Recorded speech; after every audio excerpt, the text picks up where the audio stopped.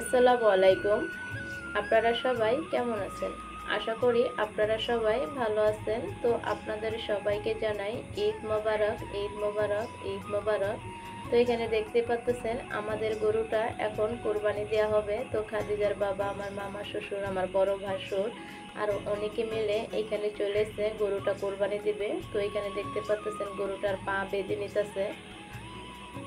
আর ওইখান দিয়ে খাদিজা আর অনেকে দাঁড়িয়ে দাঁড়িয়ে দেখতেছিল, মানে গরুটা যেতে কোরবানি দেওয়া হইব।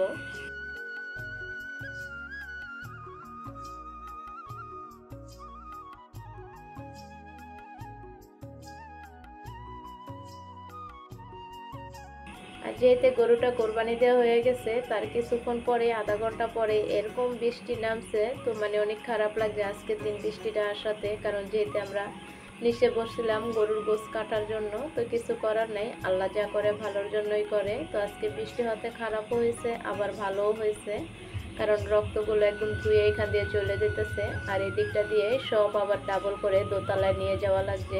এই একটা খাটনি মানে একটু বেশি করা লাগছে। তো এখানে দেখতে পাচ্ছেন আমার বড় ভাসুর আর আব্দুল্লাহ দুজনে মিলে সবকিছু দোতলায় নিয়ে যেতেছিল। আর পাশে আমরা সবাই দাঁড়িয়ে দেখতেছিলাম যে বৃষ্টি কমে কিনা। বৃষ্টি কমছে ঠিকই, কিন্তু চারিদিকে প্যাক কাদা হয়ে গেছে, যার কারণে আর নিচে বসে কোনো কাজ করা হয়নি। আজকে সারাদিন দোতলায় বসে তারপর আমাদের কাজ করা লাগছে।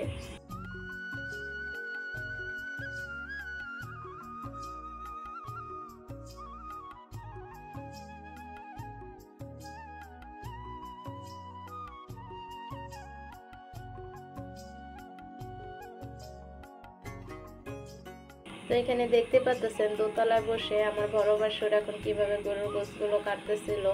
আর ওইখান দিয়ে আমার মেজো ভাসুরও বসে কাটতেছিল, আমার ননা শেয়ারা সবাই মিলে। যেতে বৃষ্টি হয়েছে, অনেক মানুষই আসতে পারেনি আমাদের বাড়িতে। তো যাই হোক, মানুষ যেতে কম ছিল, যদি একটু পরিশ্রম বেশি হয়েছে, তারপরও আলহামদুলিল্লাহ, আলহামদুলিল্লাহ, আলহামদুলিল্লাহ যে বৃষ্টির মাঝেও মানে আমাদের কোরবানিটা আজকে সম্পন্ন হলো। তো আল্লাহ যা করে ভালোর জন্য করে, তো কিছু করার নাই। যেহেতু বৃষ্টিটা হয়েছে তা ভালো হয়েছে, কারণ নিচে রক্ত পানিগুলো ধুয়ে চলে গেছে। আর দোতলায় বসে আমরা এখন সবাই মিলে এখানে গোছ কাটতেছি। যদিও আমাদের দোতলার এক সাইড এখনো কমপ্লিট করা হয় নাই, এই কারণে এই পাশে বসা হয়েছে, এদিকে কাজ চলতেছিল। আর যেহেতু গোছ কাটা শেষ হয়ে গেছে, এখন গোছগুলো ভাগ করা হইতেছে, কারণ আমরা যেহেতু গ্রাম অঞ্চলে থাকি, আমাদের গরুর গোশ 3 ভাগ হয়ে তারপর সমাজে চলে যায়। সমাজের 1 ভাগ দিতে হয়, আত্মীয় স্বজনের 1 ভাগ, আর আমাদের জন্য 1 ভাগ রাখতে হয়। তো এখানে সেই গোছে মাপা হইতেছে। তো এখানে দেখতে পাচ্ছেন আমার বড় ভাসুর আর মেজো ভাসুরেরা বসে গোছ মাপতেছিল।